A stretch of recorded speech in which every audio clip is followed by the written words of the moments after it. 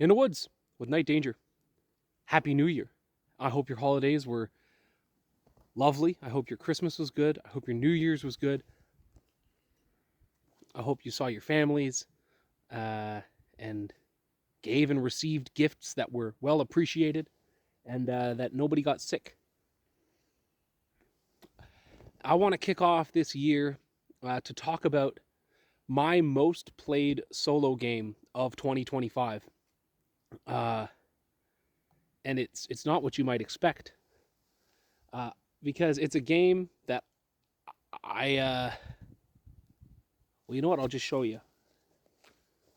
This is a journal. A journal that I got at the dollar store. It says nightly notes on it. And each page is, well, you won't be able to really see that, but it's broken up into sections. You have one good thing that happened that day, one bad thing that happened that day, something you're thankful for, a to-do list for tomorrow, thoughts, and dreams. Now, this is a fairly fluffy, it's like one of those, you see a bajillion of these at Indigo or in, I guess in the States, Barnes & Noble.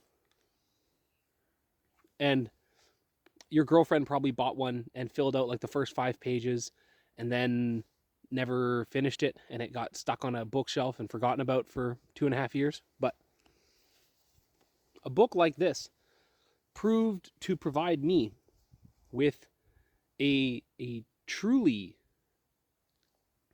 wonderful solo role-playing experience. And here I'm going to break down how I used it. So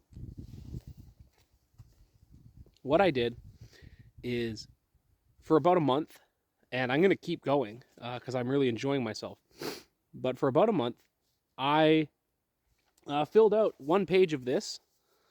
I'm just going to set my pipe down here. I filled out one page of this in character. I made a character and I just journaled as him. And I set myself some basic rules. It was in 1-to-1 time where I picked an identical year to 2025, which turned out to be 1969. And I knew I wanted to do some detective work. I wanted to play a investigator of some kind. And so I made a private detective. A private detective who recently moved to New York from LA in anticipation of losing business to the upcoming California passing of no-fault divorce. So he hightails it across the country, sets up a new practice in New York, and I just filled out the journal. So I would imagine his day. I'd go through his day in my head. What's something good that happened to him today? I'd fill it out. What's something bad that happened to him today? I'd fill it out. So like December 1st, 1969. One good thing. They brought out the draft lottery. Get some of these dang hippies off the streets. I hope it gets John Fogerty first. That was the first good thing that I put in this journal. So right away, and I'm kind of just trusting my imagination, I pictured this detective as if he was in a movie, he might get played by the guy who played Doc in Back to the Future, because he played the Continental Op in an episode of television one time, and it really stuck out to me. So I'm picturing this kind of grumpy, middle-aged, and evidently reactionary or kind of a curmudgeonly Republican. And then I fill out a bad thing. Someone cut him off in traffic. And once I filled out the day, the good thing, the bad thing, and the thing he's thankful for, then I moved to thoughts. And thoughts, I just inhabited the mindset of the character, and I just wrote stream of consciousness, like run-on sentences, jumping from word to word. I just vomited out thoughts as the character. Once I had completed this stage, I move over to the to-do list. I make a to-do list for the following day. So like the to-do list for December 2nd, call Linda, stake out Fat Leroy's, mail Ned's photos, call Mom, meet with Mr. Leonard, buy smokes, milk, and cat food, and lose the stash. Then I move down to the dreams section, and I write out what he dreamed about that night. And this is where I think this is probably the single most important thing in this solo journaling exercise, was taking all the input of his thoughts, his opinions, the things he likes, he doesn't like, the things that he's got going on tomorrow, and letting that kind of just inform this. I was really inspired by reading about David Lynch's creative process. And so I imagined a dream. And if you ever watched Twin Peaks season 3, when David Lynch's character, Gordon Cole, is talking about his dream where he meets Monica Bellucci in a cafe, I was kind of just inspired by that sort of surreal flow. And so we write out a dream. I'm in a diner. They are serving escargot. There is a woman across from me wearing a blonde wig. The waitress spills coffee and screams in pain. Her face contorts like a clay animation. And now we're in a French town. The blonde woman is now Rogers, and he's bleeding. He's bleeding really bad. I hear tank treads coming, and the closer they get, the more excited I feel. And I just leave it at that. So when I followed my imagination through that dream process, I learned something about this character. He was in World War II. He was in France. And that's a theme and a memory that will crop up in later entries. And so the final step is, before moving on to the next day, basically preemptively at the end of each session, because I'd fill out one of these pages in a session, preemptively, at the end of the session, I would look at the to-do list and I would just go with my gut. No editing, no rolling. I would just trust my instincts. Did each given item on the to-do list get accomplished on the following day? And so he did not call Linda. Who's Linda? I haven't decided yet. Or at least I hadn't at this point in the exercise. I did stake out Fat Leroy's. I did not mail Ned's photos. I did call Mom. I did meet with Mr. Leonard. I did buy smokes, milk, and cat food. And I did not lose my mustache. I did not shave. And so now, with that checklist, some things X'd, some things checked, I can use that information the next day, like in real life the next day, to inform the events that are happening. So the bad thing that happened to him the next day, because I marked that I did not call Linda. So the bad thing that happened to him next day is that he was really, really, really trying to get a hold of this woman, and she was unavailable, and this distressed him. What does this tell me? He's romantically involved with Linda. These processes, there's no dice, there's no core or system rule book, but there's a strict step-by-step procedure. And doing this for a month, it really stretched my imaginative muscles, because so often when we roleplay, we only really give attention to the parts of the character that are relevant to advancing the exciting part of the game.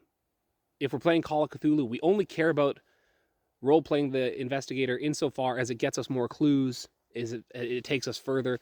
We're playing D&D, we only role-play insofar as it gets us more treasure, gets us more of what we want. And this is it's very slice of life. It's very meditative, and nothing exceptionally exciting happens. But there's something very relaxing, very soothing, and very meditative about just inhabiting the mind of this character and watching the character develop resolution. I learned that he has an older brother, Clark. I learned that his dad died when he was rather young. I learned that he really does not like hippies. I learned that he's always had a fascination with and admiration for John F. Kennedy. I learned details that you would never think to learn about a never think to learn about a character. Um, I don't know if I would call this immersion because in a lot of ways I'm observing him as opposed to inhabiting him, because I don't make decisions so much as I just trust my gut and I ask what happened to this guy. Did he get what he wanted? Did he succeed? But then for the thoughts and the dream sections, I'm really sitting down in the soup of his imagined consciousness. Um, this was delightful, and this revealed to me that I like journaling games, and I think I might have to. I think in 2026, I might have to actually pursue some intentional, systematic journaling games. I hear that Thousand Year Old Vampire is very good. Um, my godfather recommended that I check out Quill. So I guess yeah, I've been bouncing off my attempts at solo gaming through the fall. I think I was stressed and I was having a hard time getting into the zone. But just putting aside 5-10 minutes a day for a very long time, like a whole month, I got more out of it. Whereas instead of like doing 1 or 2 sessions that last like 3 hours, I locked in just a little tiny window of a day. And much in the same way that playing my Dawn of Worlds God's creation game as a play by post, doing it as a play by post allowed ideas to breathe, allowed us to think about things and scheme and write things that we wouldn't necessarily have taken the time to write out if we were playing it live at the table over the course of a couple hours. In the same way, oh, excuse me. In the same way, taking a month with lots of space between sessions uh, really let the character breathe and let him take on a whole life in my mind's eye. And I've become quite attached to him. I think he's neat. Um, and he looks at the world in a way that I don't. And it's interesting and engaging to occupy that kind of other mindset. So, if you're looking for a solo RPG that costs next to nothing, you get a composition book and you just keep a dream journal for a person who doesn't exist. Give it a try. I'm having a blast. I think I'm going to make a new one. I think it's January 1st. I like this guy and I might revisit him from time to time, but I think I'm going to try and make a new guy. Uh, a little bit more contemporary. Not 21st century, but maybe the 90s. Maybe he's a denizen of the 90s. And I think I might lean into a bit more of an explicitly occult vibe. This was a very mundane, he was just a regular private investigator, missing persons, infidelity cases, insurance claims. But maybe my next investigator, I'll lean into the supernatural for the journaling process, and we'll see if that warps or modifies the very peaceful cerebral nature of the exercise. Well, this has been Night Danger. Looking forward to a lovely 2025. I think I finally actually have a script that I can use for Edgar Allan Poe, to talk about Edgar Allan Poe in our Gothic reading series. So expect sometime in January to hear, at long last, about Edgar Allan Poe. He's hard to talk about with brevity because he just wrote so much and with such wide range. But yeah, in the woods, in the new year, wishing you all health and prosperity in the coming months, and God bless you all.